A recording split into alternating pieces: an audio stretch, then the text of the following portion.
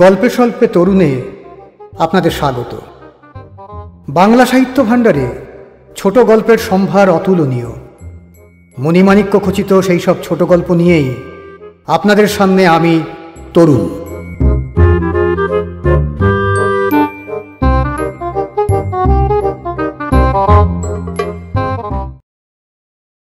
আজকের গল্প জটাধরের বিপদ। রচনা পরশুরাম।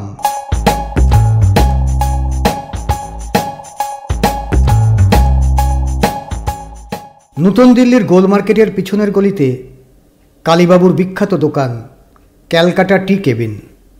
এই আড্ডাটির নাম নিশ্চয়ই আপনারা শুনেছেন। 17ই পৌষ সন্ধে 6টা।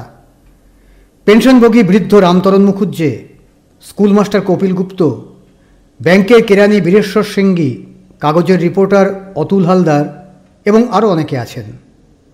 আজ নিউ ইয়ার্স ডে, সেজন্য ম্যানেজার কালীবাবু একটু বিশেষ আয়োজন করেছেন। মাংসের চপ তৈরি হচ্ছে। রামতারণবাবু নিষ্ঠাবান সাত্ত্বিক লোক, কালীবাড়ির বলি ভিন্ন অন্য মাংস খান না। তার জন্য আলাদা উনুনে মাছের চপ ভাজবার ব্যবস্থা হয়েছে। সিগারেট, তামাক আর চপ ভাজার ধোঁয়ায় ঘরটি ঝাপসা হয়ে আছে। বিচিত্র গন্ধে আমোদিত হয়েছে। উপস্থিত ভদ্রলোকদের জন কয়েক পাশা খেলছেন, কেউ খবরের কাগজ পড়ছেন, কেউ বা রাজনীতিক তর্ক করছেন। অতুল হালদার বললেন, ওহে কালীবাবু, আর দেরি কত? চায়ের জন্য যে প্রাণটা চেঁচা করছে, কিন্তু খালি পেটে তো চা খাওয়া চলবে না। চটপট খান কতক ভেজে গেল। কালীবাবু বললেন, এই যে স্যার, আর 5 মিনিটের মধ্যেই চপ রেডি হয়ে যাবে। এমন সময় জটাধর বক্সি প্রবেশ করলেন। চেহারা সাজ ঠিক আগের মতনই আছে। 6 ফুট লম্বা, মজবুত গড়ন, কাইজারি গোঁপ, গায়ে কালচে খাকি মিলিটারি ওভারকোট, মাথায় পাগড়ির মতন বাঁধা কমফটার, অধিকন্তু কপালে গুটি কতক চন্দনের ফুটকি আর গলায় 1 ছড়া গাঁদা ফুলের মালা। ঘরে ঢুকেই বাজখাই গলায় বললেন, নমস্কার মশাইরা, খবর সব ভালো তো? বীরেশ্বর সিংগি একটু আঁতকে উঠলেন। রামতারণবাবু রেগে ফুলতে লাগলেন। কপিলগুপ্ত সহাস্যে বললেন, আস্তে আজ্ঞা হোক জটাধরবাবু, আপনি বেঁচে উঠেছেন দেখছি। আজকেও ভূত দেখাবেন নাকি? পটকার মতন ফেটে পড়ে রামতরণবাবু বললেন, তোমাকে পুলিশে দেব। বিহার ঠক জচ্চর, ভূত দেখাবার আর জায়গা পাওনি। জটাধর বক্সি প্রসন্ন বদনে বললেন, মুখুজ্জ মহাশয়, রাগ হওয়ারই কথা। আমার রসিকতাটা একটু বেয়ারা রকমের হয়েছিল, তা মানছি। মরা মানুষ সেজে আপনাদের ভয় দেখিয়েছিলাম, সেটা ঠিক হয়নি। তার জন্য আমি ভেরি সরি। মশাইরা যদি একটু ধৈর্য ধরে আমার কথা শোনেন তো বুঝবেন আমার কোনো মতলব ছিল না। রামতারণ মুখুজ্জে ক্রুদ্ধ বিড়ালের ন্যায় মৃদুমন্দ গর্জন করতে লাগলেন। কপিলগুপ্ত বললেন, কি বলতেছেন বলুন জটাধরবাবু। অতুল হালদারের পাশে বসে পড়ে জটাধর বললেন, মশাইরা নভেল পড়ে থাকেন নিশ্চয়ই। প্রেমের গল্প, বড় ঘরের কেচ্ছা, ডিটেকটিভ কাহিনী, রূপসী বোম্বেটে, এইসব। তার জন্য কিছু পয়সাও খরচ করে থাকেন। কিন্তু বলুন তো, গল্পের বইয়ে কিছু সত্যি কথা পান কি? আগে না। আপনারা জেনে শুনে পয়সা খরচ করে ডাহা মিথ্যে কথা পড়েন। তা শরৎ চাটুর্যেই লিখুন আর 5 কড়ি দেই লিখুন। কেন পড়েন? মনে একটু ফুর্তি, একটু সুরসুরি, একটু টিপুনি, একটু ধাক্কা লাগাবার জন্যে। গল্প হচ্ছে মনের ম্যাসাজ, চিত্তের ডলাই মোলাই। পড়লে মেজাজ চাঙ্গা হয়। আমি কি এমন অন্যায় কাজটা করেছি মশাই? রামতারণবাবু প্রবীণ লোক, ওকে ভক্তি করি। ওর সামনে তো ছ্যাবলা প্রেমের কাহিনী বলতে পারি না। তাই নিজেই নায়ক সেজে একটি নির্দোষ পবিত্র ভূতের গল্প আপনাদের শুনিয়েছিলাম। রামতারণ বললেন, তোমার 4 চুরুট পানের জন্যে আমার যে 14.5 আনা ঘরটা গিয়েছিল, তা কি? তুচ্ছ, অতি তুচ্ছ। 6-7 টাকার কমে আজকাল একটা ভালো গল্পের বই মেলে না স্যার। আমি সেদিন অতি সস্তায় আপনাদের মনোরঞ্জন করেছিলাম। কপিলগুপ্ত বললেন, যাই হোক, কাজটা মোটেই ভালো করেননি। আচমকা সবাইকে একটা শক দেওয়া অতি অন্যায়। আর একটু হলেই তো বীরেশ্বরবাবু হাট পেল তো। জটাধর হাত জোর করে বললেন, আচ্ছা, সে অপরাধের জন্যে মাপ চাচ্ছি, আজ তার দণ্ডও দেব। ও ম্যানেজার কালীবাবু মশাই, বিস্তর চপ ভাজছেন দেখছি, এক একটা দাম কত? 6 আনা? বেশ বেশ, তা সস্তাই বলতে হবে। বড় বড় করেই করছেন, হ্যাঁ? আচ্ছা, ভালো মাস্টার আছে তো? ছাতু গোলা নকল মাস্টার চলবে না, তা বলে দিচ্ছি। এই ঘরে 13 জন খাইয়ে রয়েছেন দেখছি, আমাকে আর কালীবাবুকে নিয়ে 15 জন। প্রত্যেকে যদি গড়ে 4খানা করে চপ খান, তাহলে 15 × 4 × 6 আনা, তাতে হয় 22.5 টাকা। তার সঙ্গে চা, কেক, পান, তামাক ইত্যাদিও ধরুন 12 টাকা। এখনই হলো 35 টাকা। থামুন, আমার পুঁজি কত আছে দেখি। জটাধর পকেট থেকে মানিব্যাগ বের করলেন এবং নোট গন্তি করে বললেন, হ্যাঁ, কুলিয়ে যাবে, আমার কাছে গোটা 50 টাকা আছে। কালীবাবু, আপনি কিছু বেশি করে মাল তৈরি করুন। এখন মশাইরা দয়া করে আমার সবিনয় নিবেদনটি শুনুন। আজ আপনারা সবাই আমার গেস্ট, আমার খরচে সবাই খাবেন। না না না, কোনো আপত্তি শুনব না, আমার অনুরোধটি রাখতেই হবে, নইলে মনে শান্তি পাব না। কপিলগুপ্ত বললেন, ব্যাপার কি জটাধরবাবু, এত দিলদরিয়া হলেন কেন?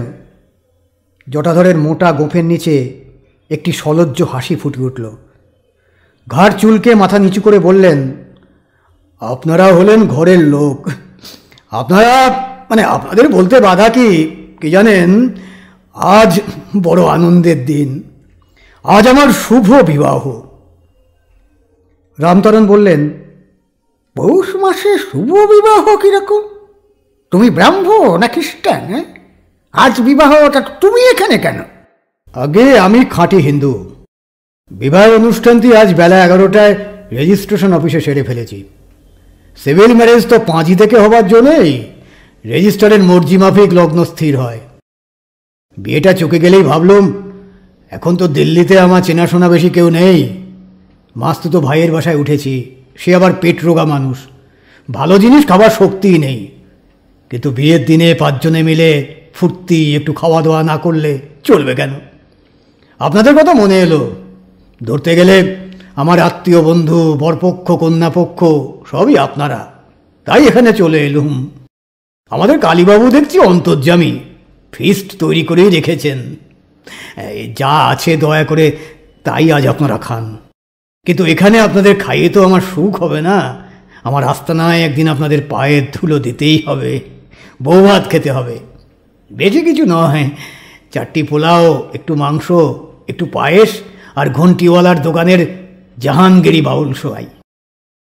মুখুজ্জেমশাই বুঝতে পেরেছি, তিনি নিষ্ঠাবান লোক, তা জানি আমি। কালীবাড়ির পাঠাই আনবো। আমার স্ত্রীর রান্না খুব চমৎকার, আপনারা খেয়ে নিশ্চয়ই তারিফ করবেন। আর একটি নিবেদন আছে স্যার, এখানকার মিউনিসিপ্যাল অফিসে একটা কাজের চেষ্টা করছি, সার্ভেয়ার আমিনের পোস্ট। মুখুজ্জেমশাই যদি দয়া করে একটু সুপারিশ করেন তো এখনই কাজটা পেয়ে যাই। ওকে সবাই খাতির করে কি না? রামতারণবাবু বললেন, তা না হয় একটা সুপারিশপত্র লিখে দেওয়া যাবে, কিন্তু একটা কথা জিজ্ঞাসা করি, তোমার বয়স তো 45-এর কাছাকাছি মনে হচ্ছে। এখন দ্বিতীয় পক্ষ বিবাহ করলে নাকি? আগে না স্যার, এই সবে প্রথম পক্ষ। এতদিন নানা জায়গায় ঘুরে বেরিয়েছি, বিবাহের রুচিও ছিল না। ভেবেছিলুম নির্ঝঞ্ঝাটে জীবনটা কাটিয়ে দেব, কিন্তু তা হলো না। শেষটায় বন্ধনে জড়িয়ে পড়লুম। শুনবেন সব কথা স্যার? রামতারণ বললেন, বেশ তো, শোনাই যাক তোমার কথা, অবশ্য যদি গোপনীয় কিছু না হয়। জটাধর জিভ কেটে বললেন, রাম বলো, আমার জীবনে গোপনীয় কিছু নেই। এই জটাধর বক্সি একটু আমুদে বটে, কিন্তু খাঁটি মানুষ, চরিত্রে কোনো কলঙ্ক পাবেন না। ও ম্যানেজার কালীবাবু, আপনি খাবার পরিবেশন করুন, খেতে খেতেই কথা হবে। হ্যাঁ, শুনুন মশাইরা, যুদ্ধের সময় সত্যিই আমি নর্থ বর্মায় মিলিটারিতে চাকরি করতুম। 42 সালের গোড়ায় যখন জাপানিরা রেঙ্গুনে বোমা ফেলতে লাগলো, তখন ইংরেজদের উপর আর ভরসা রইল না। প্রাণের ভয়ে আমরা সবাই পালালুম। টামো ইম্ফল রোড দিয়ে দলে দলে নানা জাতের মেয়ে পুরুষ ছেলেবুড়ো চলল। রোগে আর অপঘাতে কত যে মারা গেল তার সংখ্যা নেই। কাগজে সেসব কথা আপনারা পড়েছেন। অনেক কষ্টে আমি যখন বর্মা বর্ডার পার হয়ে ইম্ফলে এলুম, তখন একটি মেয়ে আমার শরণাপন্ন হলো। বড় করুণ কাহিনী তার। অল্প বয়সে অনেক দুঃখ পেয়েছে। স্বামীর নাম বলহরি জোয়ারদার। রেঙ্গুনে তার মোটর মেরামতের কারখানা ছিল, ভালোই রোজগার হতো। জাপানিরা তাকে জোর করে ধরে নিয়ে, তাদের মোটর মেকানিকের বড় অভাব ছিল কিনা, যাওয়ার সময় বলহরি তার বউকে বলল, অচলা চলল, এ জীবনে হয়তো আর দেখা হবে না। তুমি যেমন করে পারো পালাও, দেশে ফিরে যাবার চেষ্টা করো। অচলা কাঁদতে কাঁদতে একটি বাঙালি দলের সঙ্গে রওনা হলো। দলের সবাই একে একে মারা গেল কলেরায়, টাইফয়েডে, বাঘের পেটে। অবশেষে অচলা আধমরা অবস্থায় মণিপুরে পৌঁছল। আমার স্বভাবটা কীরকম জানেন? ওই লোকের দুঃখ দেখতে পারি না, বিশেষ করে মেয়ে ছেলের। অচলাকে বললুম, আমার সঙ্গেই চলো, আমি যদি বেঁচে থাকি তুমিও বাঁচবে। রামতরণবাবু প্রশ্ন করলেন, অচলার মা বাপ কোথা ছিল? হায় রে, তার আবার মা বাপ? তারা বহুকাল থেকে পেগু শহরে বাস করত। সেখানেই বলহরির সঙ্গে অচলার বিয়ে হয়। জাপানিরা এসে পড়লে অচলার মা বাপ ভাই বোন কে কোথায় পালালো, বাঁচলো কি মরলো জানে না, কেউ জানে না। তারপর শুনুন, অচলাকে নিয়ে তো কোনো গতিকে বিপদের গণ্ডি পেরিয়ে এলুম। তারপর মশাই 12 বছর নানা জায়গায় কাজ করেছি। ডিব্রুগড়ে, চাটগাঁয়ে, নোয়াখালীতে, রংপুরে, আরও অনেক স্থানে। কোনো চাকরি স্থায়ী নয়, থিতু হয়ে কোথাও বাস করতে পারিনি। অবশেষে ঘুরতে ঘুরতে এই দিল্লিতে এসে পড়েছি। স্থির করেছি আর নড়ব না, এখানেই একটা কাজ জুটিয়ে নেব। কাজের জোগাড়ও প্রায় হয়েছে। এখন মুখুজ্জে মশাই একটু দয়া করলেই পেয়ে যাব। রামতরণ বললেন, কন্ট্রাক্টরের সেকেন্ডার সিংকে আমি বলবো, তার ইনফ্লুয়েন্স আছে, সে তোমার জন্য চেষ্টা করবে। আচ্ছা, তুমি তো বহুকাল ভেগাবন্ড হয়ে ঘুরেছ, অচলা একদিন কোথায় ছিল? কোথায় আর থাকবে স্যার, আমার কাছেই ছিল। মেয়েটা বড় ভালো, রং তেমন ফর্সা নয়, কিন্তু মুখের ভাব খুব শ্রী আছে। প্রথম প্রথম বড় কান্নাকাটি করত, তারপর ক্রমশ সামলে উঠল। কিন্তু মাস 2 আগে দেখলুম আবার গানগানানি শুরু করেছে। জিজ্ঞাসা করলুম, কি হয়েছে অচলা? জবাব দিল, আমার মরণ হয় না কেন? আরে ব্যাপারটা কি খোলসা করেই বলো না। অচলা বলল, তোমার জন্য কি আমাকে বিষ খেয়ে জলে ডুবে গলায় দড়ি দিয়ে মরতে হবে? ভালো জ্বালা। আরে আমার অপরাধটা কি?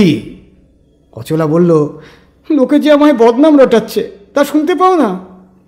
কি মুশকিল, তা আমাকে করতে বলো কি? অচলা ফুঁপিয়ে ফুঁপিয়ে বলল, অজটাই বাবু, তোমার কি বুদ্ধিশুদ্ধি কিচ্ছু নেই? কপিলগুপ্ত বললেন, তা অচলা কিছু অন্যায় বলেনি? জটাধর বললেন, না বসাই, অচলা কিছু অন্যায় বলেনি, আমারও বুদ্ধিশুদ্ধি বিলক্ষণ আছে। বিবাহের বন্ধনে জড়িয়ে পড়বার ইচ্ছে আমার মোটেই ছিল না, কিন্তু প্রজাপতি যদি নারীর রূপ ধরে পিছনে লাগেন, তবে তার নির্বন্ধ এড়ানো পুরুষের সাধ্য নয়। কে এক কবি লিখেছেন না, শারদ লতিকা সম ললিত ললনাকায়। বাজে কথা মশাই, ললনা হচ্ছেন ছিনে যোগ। ভেবে দেখলুম অচলাকে বিয়ে করে ফেলাই ভালো। তার স্বামী বলহরির কোনো পাত্তাই নেই, নিশ্চয়ই মরেছে। কিন্তু হিন্দু পদ্ধতিতে বিয়ে করার বিস্তর ঝঞ্ঝাট, তাই সিভিল ম্যারেজই স্থির করলুম। রেজিস্ট্রার লালা হংসরাজ চোপড়া অতি ভালো লোক। বললেন, 12 বছর যখন কেটে গেছে তখন ভাববার কিছু নেই, স্বচ্ছন্দে বিয়ে করো। তাই আজ বিয়ে করে ফেললুম। রামতারণবাবু বললেন, কিন্তু একটা কর্তব্য যে বাকি রয়ে গেল, পূর্বের স্বামীর শ্রাদ্ধ করা উচিত ছিল। তার বলতে হবে না স্যার, আমার কাজে খুঁত পাবেন না। 12 বছর পূর্ণ হওয়া মাত্র অচলা তার লোহার শাখা ভেঙে ফেলল, সিঁদুর মুছল, থান পড়ল। তাকে দিয়ে দস্তুর মতন শ্রাদ্ধ করালুম, 5টি ব্রাহ্মণও খাওয়ালুম। সবে 3 দিন আগে তার অশৌচান্ত হয়েছে। তারপর সিভিল ম্যারেজ চুকে যেতেই অচলা আবার সধবার লক্ষণ ধারণ করেছে। হ্যাঁ, ভালো কথা মনে পড়ল। ও কালীবাবু, এই 7টা চপ আমি পকেটে পড়লুম। নিজে গপ গপিয়ে খাবো আর সহধর্মিনীকে কিছু দেব না, তা তো হতে পারে না। তেমন স্বার্থপর আমি নই। বেচারি 15 দিন নিরামিষ খেয়ে আছে। এই 7টা চপের দাম আমিই দেবো। অতুল হালদার বললেন, খুব ইন্টারেস্টিং ইতিহাস, আমি নোট করে নিয়েছি। আমাদের হিন্দুস্তান মিরর কাগজে ছাপবো। আপনার কোনো আপত্তি নেই তো জটাধর বাবু? কিছুমাত্র না, স্বচ্ছন্দ ছাপুন। যদি চান তো আরও ডিটেল দিতে পারি। অচলা আর আমার ফটোও দিতে পারি। এই সময় একটি লোক টি কেবিনের দরজার কাছে এসে ভাঙা গলায় বলল, জটাধর কাশি এখানে আছে।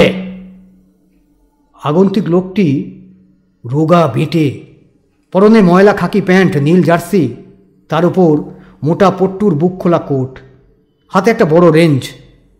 তার প্রশ্নের উত্তরে জটাধর বললেন, আমি জটাধর বক্সি। আপনি কে মশাই? তোমার জম। এই কথা বলেই লোকটি ঘরে এসে খপ করে জটাধরের হাত ধরল। রামতারণ বললেন, কে হে তুমি? এখানে এসে হামলা করছো? জানো এ হলো ট্রেসপাস, ক্রিমিনাল কেস। নাম কি তোমার? আমার নাম বলহরি জোয়ারদার। আপনাদের কিছু বলছি না মশাই, আমার দরকার এই শালা জটাধরের সঙ্গে। রামতারণ বললেন, হ্যাঁ, অবাক কাণ্ড। তুমি অচলার ভূতপূর্ব স্বামী নাকি? শুধু ভূতপূর্ব নয় মশাই, দস্তুর মতন জলজান্ত বর্তমান স্বামী, ভবিষ্যতেও স্বামী। এই পাজি জোটে শালাকে যদি জেলে না পাঠাই তো আমার নাম বলহরি জোয়ারদার নয়। রামতারণ বললেন, আচ্ছা ফ্যাশান্ট, জটাধর এখন করবে কি? জটাধর করুণ সুরে বললেন, আমার সর্বনাশ হবে স্যার, আপনি একটা ফয়সালা করুন। এই বলে জটাধর রামতারণের পা ধরলেন। রামতারণ বললেন, স্থির হও জটাধর, স্থির হও। এসব ব্যাপারে মাথা ঠান্ডা রাখা দরকার। মীমাংসা তো অচলার হাতে। সে যদি বলে এই লোকটি তার স্বামী, তবে আর কথা নেই, তোমাকে তাই মেনে নিতে হবে। ও জোয়ারদার মশাই, আপনি অচলার সঙ্গে দেখা করেছেন?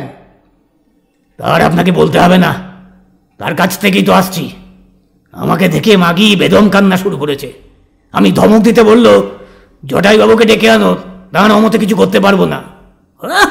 জটাই যেন তার গুরু ঠাকুর। রামতারণ বললেন, ব্যাপারটা বিশ্রী রকম জটিল হলো দেখছি। অচলা যদি জটাধরের কাছেই থাকতে চায় আর বলহরি তাতে রাজি না হয়, তবে তো মহা ফ্যাসাদ, আদালতের ব্যাপার। কিন্তু বেআইনি কাজ তো কিছুই হয়নি। নষ্টে মৃতে প্রব্রাজতে একটা শাস্ত্র বচন আছে না, 12 বছর কেটে গেলে রীতিমতো শান্তির পরে অচলার পুনর্বিবাহ হয়েছে। এক্ষেত্রে ভূতপূর্ব স্বামীর ফিরে আসাই অন্যায়। কপিলগুপ্ত বললেন, এনক আর্ডারের মতন মানে মানে সরে পড়াই উচিত ছিল। বলহরি বলল, আহা, কি কথাই বললেন মশাই, প্রাণ জুড়িয়ে গেল। নিজের স্ত্রীর কাছে আসবো না তো এই জোটেকে দেখে জিভ কেটে পালাবো নাকি?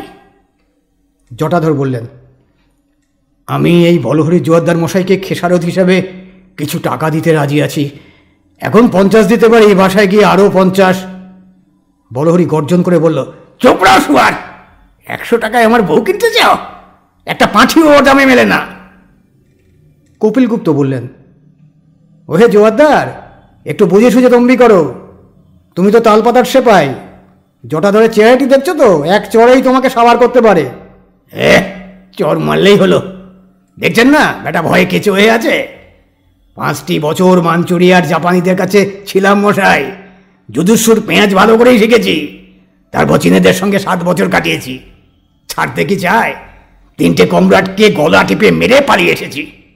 জটাধরকে 2টি আঙুলের টোকায় কাত করতে পারি। চল হতবাগা। কাঁচপোকা যেমন প্রকাণ্ড আরশোলাকে ধরে নিয়ে যায়, তেমনি বলহরি জোয়ারদার জটাধরের হাত ধরে হিড়ির করে টেনে নিয়ে চলে গেল। রামতারণ মুখুজ্জে দীর্ঘ নিঃশ্বাস ফেলে বললেন, হ্যাঁ, এমন বিপদেও মানুষে পড়ে। আহা বেচারা, আজ দুপুরে বিয়ে করেছে আর সন্ধেবেলায় এই বিশ্রী কাণ্ড। আসলে মেয়েটার জন্য সত্যিই দুঃখ হচ্ছে। ম্যানেজার কালীবাবু নিবিষ্ট হিসাব করছিলেন। এখন উচ্চ স্বরে বললেন, চুলে যায় গচলা, আজকের খরচা দেবে কে? জটাধর তো আপনাদের বোকা বানিয়ে সরে পড়ল। কপিলগুপ্ত বললেন, সরে পড়েছে তাতে হয়েছে কি? আমরা তো নিজের খরচে খেতে প্রস্তুতি ছিলাম। কালীবাবু, তুমি আমাদের নামে বিল করে দাও। কালীবাবু বললেন, কিন্তু ওই জটাধর যে নিজের 12টা চপ, 4খানা কেক আর 4টে বড় পেয়ালা চা খেয়েছে। তাছাড়া বউকে দেবে বলে 7টা চপ পকেটে পুড়েছে। মোর দাম হলো 9 টাকা 6 আনা। এ খরচ কে দেবে? কপিলগুপ্ত বললেন, মোটে 9 টাকা 6 আনা? 1.5খানা উপন্যাসের দাম। খরচটা আমাদের মধ্যেই চাড়িয়ে দাও। কি বলেন মুখুজ্জেমশাই? জটাধরের বিবেচনা আছে, বেশি টকায়নি। বীরেশ্বর সিংহি বললেন, আমি তখনই বুঝেছিলাম যে ওই বলই হচ্ছে জটাধরের মাস্তুতো ভাই। 7টা চপ তার পেটেই যাবে।